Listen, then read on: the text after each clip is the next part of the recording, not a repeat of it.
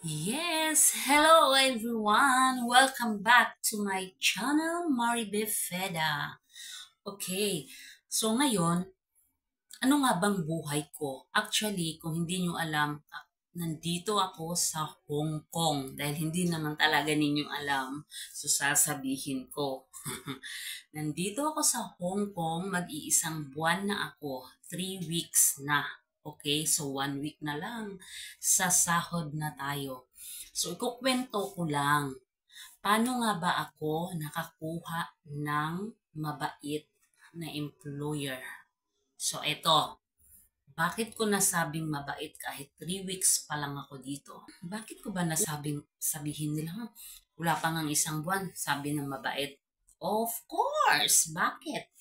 Bakit? Hindi ka pa marunong makiramdam? 'Di ba? Pakikiramdaman mo kung talagang sincere yung pagiging mabait niya or talagang plastikan lang, no? 'Di ba? Siyempre, ikaw, talasan mo rin yung utak mo, huwag kang tatanga-tanga. 'Di ba? Na kailangan mo maging matalas yung utak pag nandito tayo. 'Di ba? Huwag tayong yung talagang aanga-anga na hindi na lawakan mo yung utak mo, tingnan mo, buksan mo lahat. 'Di ba? Yung kaisipan mo. O, so paano ko nasabing mabait? 'Di ba? Una, yun nga, yung dumating ako ng umaga. Siyempre, yun nga, yung i-introduce sa'yo.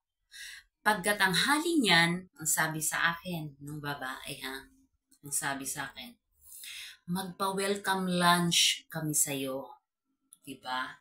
Alam mo yung mga bagay, yung simpleng bagay na yan, alam mo yung i-appreciate yung pagdating mo, diba? Parang masasabi mo rin na, ah, mabait siya, may puso sila. 'Di ba?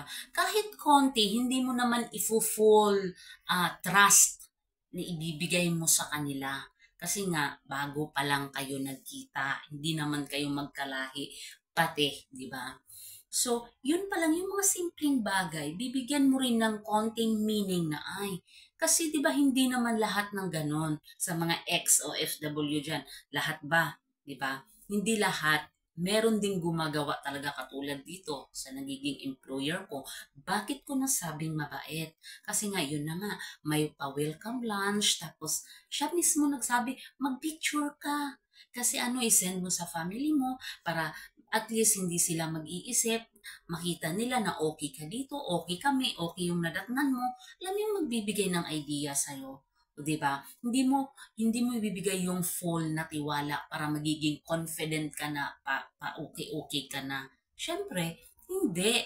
Kasi getting to know each other pa kayo eh. Kasi bago lang naman kayo magkita ng employer mo. Okay, di yun na nga. Pero wag din nating kalimutan, bakit ba nagiging mabait sila? Kasi mabait ka, 'di ba? Gawin mo kung ano yung pinapagawa, gawin mo kung ano yung instructions sa'yo, gawin mo, tandaan mo lang, follow yung rules nila at i-follow mo kung ano yung sinasabi sa'yo. And syempre, kailangan tandaan mo din, wag yung ngayon sinabi sa'yo, tapos bukas kakalimutan mo, sasabihin na naman sa'yo. Di ba nakakairita yun? Hindi talaga magiging mabait sa'yo kung ganyan ka. Di ba? Siyempre ikaw, dapat one word is enough. Di ba? Kasi simple lang naman yun eh. Gawain yan eh. Siyempre, common sense, kahit hindi na nga sabihin kung alam mo naman na yung paano gawin, hindi gawin mo na kung ano yung tama. At siyempre, magiging mabait ka din para maging mabait sa'yo. Dahil wala namang taong mabait kung hindi ka mabait. 'Di ba? So, ang mangyayari, pakikisamahan mo. Isang tabi mo kung anong merong ugali, meron ka. 'Di ba? Isang tabi mo muna yan. Ipakita mo lahat ng kabaitan na nakalagay sa baol sa pag-uugali mo. Yun ang ilalabas mo. Dahil hindi biro ang gastos, ang efforts, talagang efforts, talaga ang dami mong bibigay na sacrifices dito. Tsaka yung gastos talaga, sobra. 'Di ba? So, pag nandito ka, galingan mo na. Galingan mo na Tapos, gawin mo yung pinaka-the best na meron sa'yo pagdating sa trabaho. Kasi, para hindi masayang lahat ng gastos at yung gusto mong mangyari sa buhay mo, di ba? So, bakit ko nasabing mabait kahit 3 weeks pa lang ako dito? Una, dito sa Hong Kong, ikaw mismo mamimili ng employer mo. Bakit? Okay? Kasi before ka makarating or before ka mag-a-agree na siya yung employer mo, mag-uusap na kayo niyan. Kasi i-interviewin ka ng magiging employer mo dito.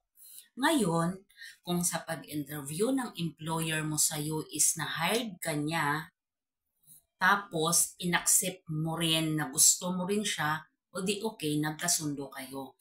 Pero kung na-hire ka niya, tapos ayaw mo sa kanya, kasi the way na paano siya makikipag-usap or paano mo siya na-detect or paano mo na-sense yung kanyang ugali, kahit sa tingin lang, is pwede kang aayaw kung hinired ka na niya.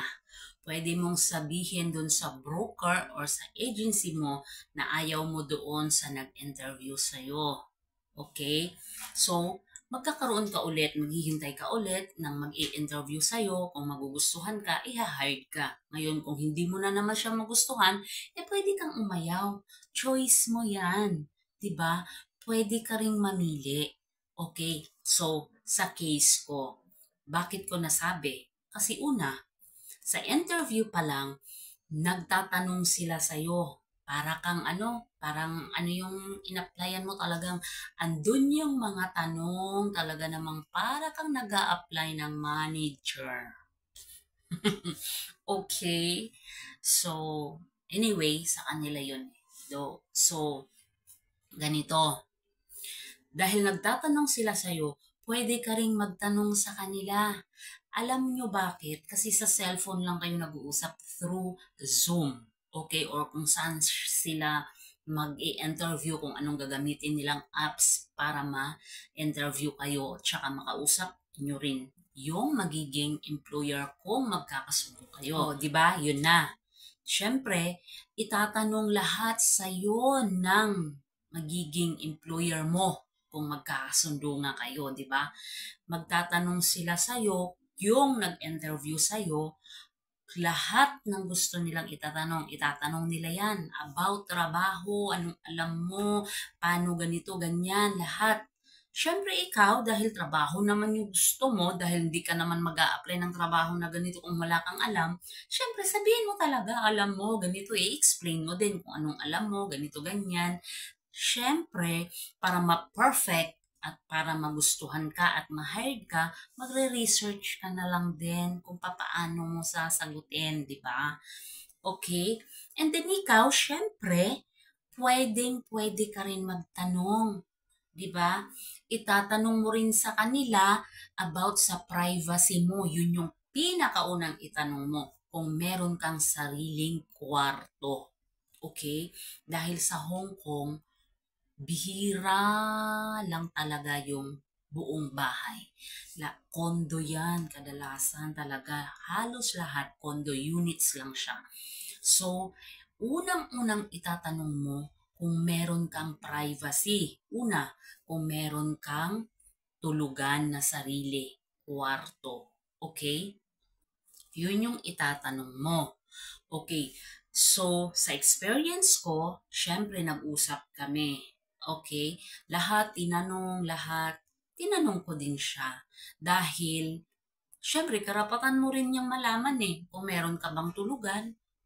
Una, pag meron kang sariling tulugan, dun mo masisense na ay okay to kasi alam nila yung privacy mo. 'Di ba? So, yun pa lang, okay na siya. Check na siya sa'yo. Kasi meron ding red flags dapat tayo sa magiging employer natin kung mag-i-interview, di ba? Hindi lang sila.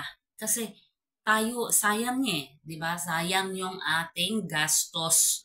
Kaya kailangan yung mag-hired sa atin or yung maka-hired sa atin or yung magustuhan tayo, dapat nagustuhan din natin. Okay, na-gets nyo?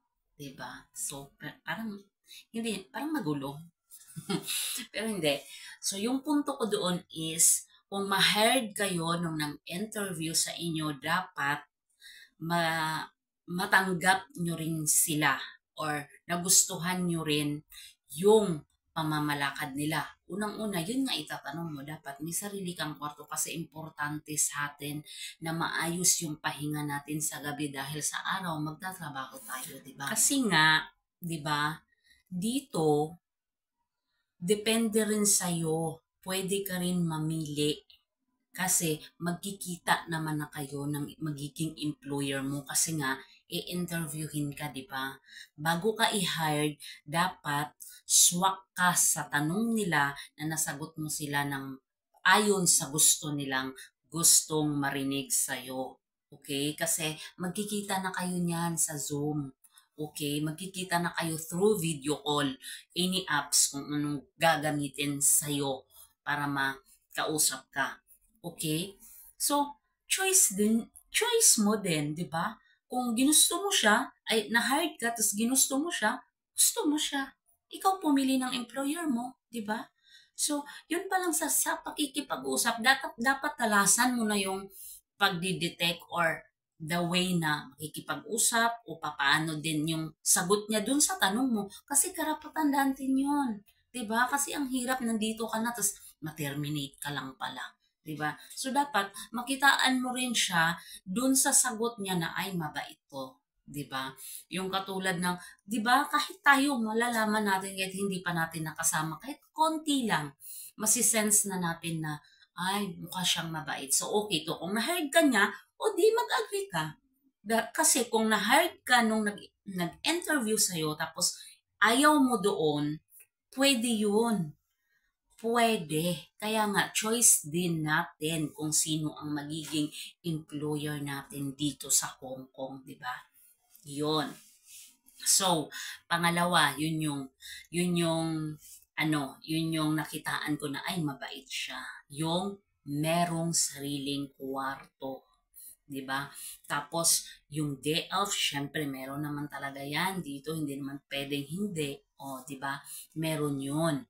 So, yun na yun. Tapos makikita mo, medyo okay to. Tapos hired ka na, tapos okay, nag-agree ka din doon sa broker mo or sa agency na, okay, na-hired na ako, okay na. So, mag-process ka na ngayon, okay? So, next video na lang yung processing, no? Tapusin natin yung topic natin na to. Okay, pagdating ko dito, syempre, dumating na ako. Bakit ko nasabing mabait talaga? Kahit 3 weeks pa lang ako. Una, pagdating ko ng araw na yun, umaga ako dumating. Okay? So, nung umaga pa lang, eto, i-introduce sa'yo, ganito, ganyan. Okay? So, ngingitian kayo, syempre, talaga namang nakangiti ka all the time. Diba? Kailangan nakangiti ka talaga. Yun yung gusto nila dito. Diba? Okay, dumating ako ng Sabado. Siyempre, linggo. Kasi linggo yung nasa JO ko, job order. Okay? JO. Dumating ako ng Sabado dahil Sunday yung nakalagay sa JO ko na day off. Okay? Magde-day off ako ng Sunday. So, ang ginawa nung gabing yun ng Saturday is binigyan ako ng octopus card. 500 ang laman. Okay? Sabi sa akin, ito yung octopus card, may kasama pang bag. Actually, pinost ko yan sa aking Facebook account. Okay? May bag, tas may octopus. Yun pala, ang purpose nun, syempre, kasi yung octopus dito, yun yung ginagamit pang babayad mo, sasakay ng bus, sasakay ng MTR, at pwedeng gamitin pang bayad kung anong bibilhin mo. Okay, kasi pera yung para siyang ATM kung tawagin. 'Di ba? Dito ang tawag octopus card. Diyan ibabawas. Itatap mo lang siya. Actually, madali mo na lang matutunan yun. Okay, pag nandito ka na. So, yun na yun. Yun yung sabi ko, mabait nga. So, di ba? Ang dami nang naiipon na, mabait nga. Ang dami nang naiipon sa akin na mabait nga, di ba? Yun. Hanggang sa nag 1 week ako, hindi nagbago. Hanggang sa nag 2 weeks, pag 2 weeks ko, hindi pa ako natapos ng 2 linggo. Eto pa, pinaka nasabi kong nagtitiwala sila at pinagkakatiwalaan nila ako. Kasi iniwan nila akong mag-isa sa bahay ng 1 linggo. 1 linggo umuwi sila sa lugar nila, sa China. Okay? Kasi hindi rin sila taga dito. Umuwi sila, doon sila ng 1 linggo, at ako lang mag-isa. At ano ang ginawa? Dahil ako lang mag-isa, syempre baka maubos yung pagkain. Okay, nilagyan ulit ng pera yung octopus ko. Tinuruan ako paano mag-grocery ka. Ito yung ang ibabayad mo, yung octopus card. Ayan, dyan ka kukuha ng pangbayad actually. Okay?